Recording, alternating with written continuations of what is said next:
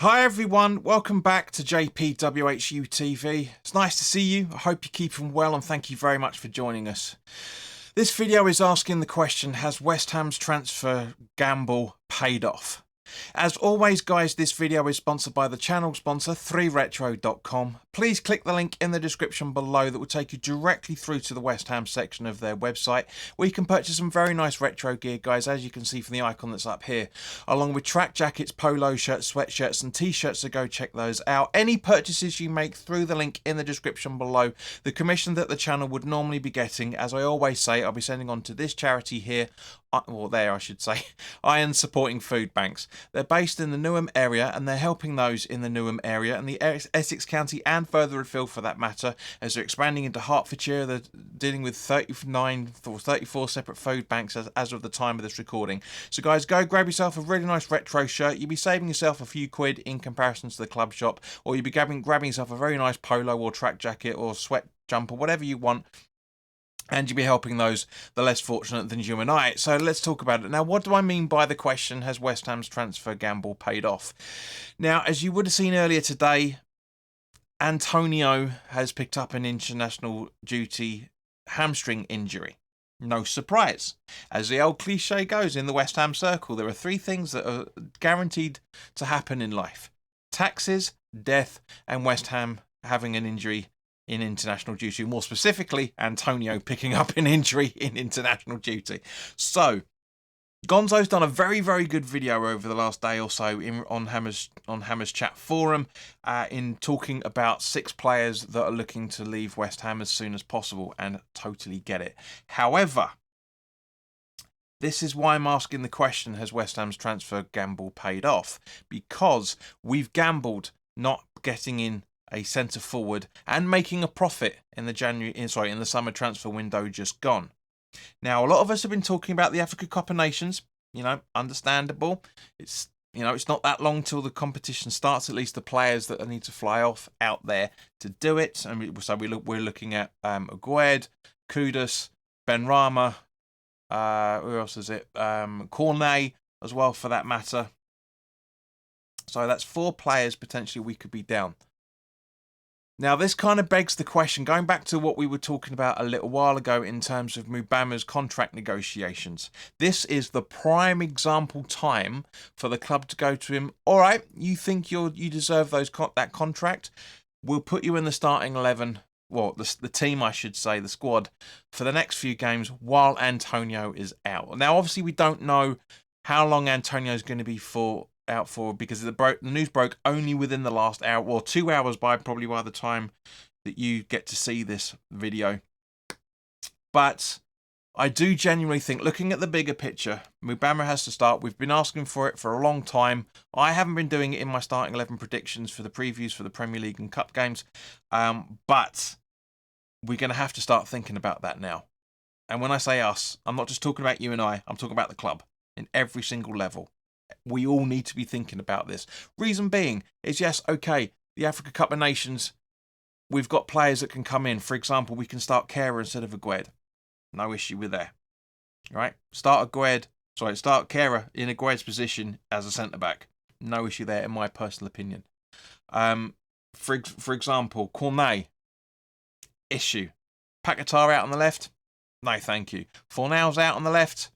We might have to make do with it. What about James Ward-Prowse out on the left? Don't think anybody's thought about that. Souček has been scoring for international duty and also for club level. Of course, we've all seen the pictures of Souček with the cut on his face during the Poland game. He had a lot of bandages going. Poland, Czech Republic game. I was about to say Czechoslovakia then. That's a lot, showing my age there. But yes, he bandages himself up twice. This brings reminiscent thoughts of Billy Bonds. That famous photograph, or any player out of the 80s and early 90s, bandaged up left, right and centre, but still playing on for West Ham. That's Souček. So I don't think we can worry about Souček as a result of it, because unless that geezer loses an arm, he plays. That's what we love about him. What I love about is a lot of the crap he doesn't do during the games, but in terms of his application and that never say die attitude that he's got, that we all admire him for, Yeah, that's why we love him. However, so yeah, so as I say, so we've got 3 positions already covered. Yeah. Fourth position, as I say, I do genuinely think we can still continue with Bowen up front, still have Paquetá in the midfield, have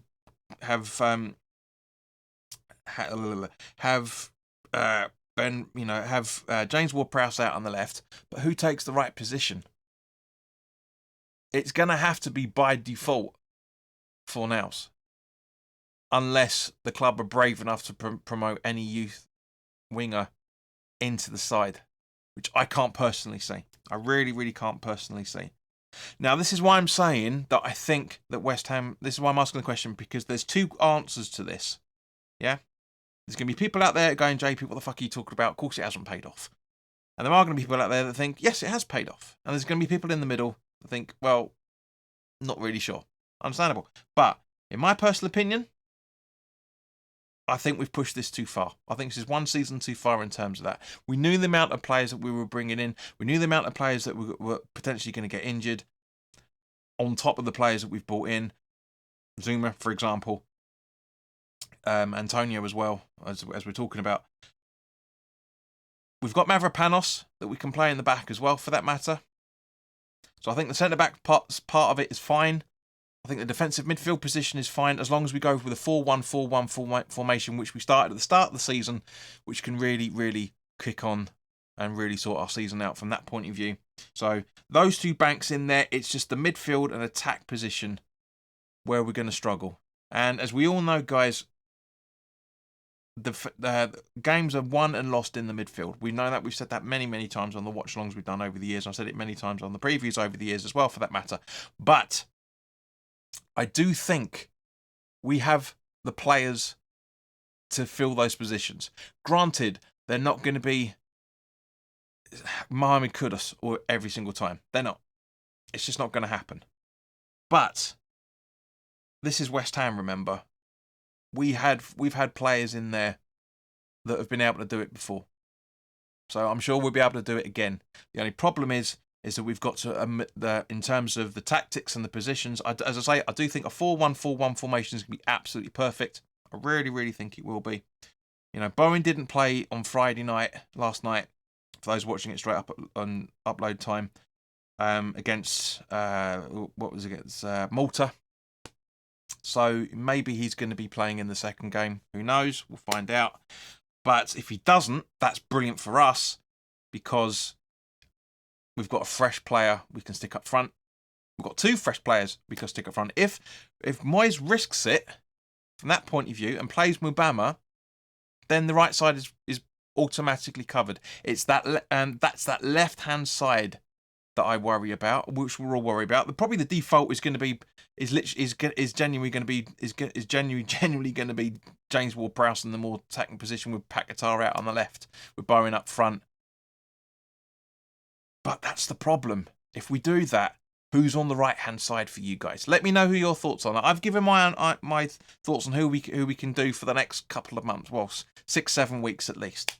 But I want to know what you're thinking in the comments. So guys, thank you very, very much for your time. If you're new to the channel, because we've had, even though we had a couple of people unsubscribe, we've had a new subscriber recently, so welcome to the channel. If you like what I'm doing, by all means, please do click the like button and share this video to get more people involved. And of course, guys, for that matter, please do subscribe. More importantly, make sure you hit the notifications. So yeah, like, share and subscribe, as the old cliche goes. And yeah, so guys, yeah, enjoy the rest of your weekend. I did say that when we did the full-time thoughts for the Notts Forest game, that I had some videos to keep this ticking over. This has genuinely been on the boards now for the last couple of weeks, but I wanted for the right time to get this video out, and it now has. So guys, thank you very, very much for your time. Enjoy the rest of your weekend. Take care, and I'll see you soon. All the best now.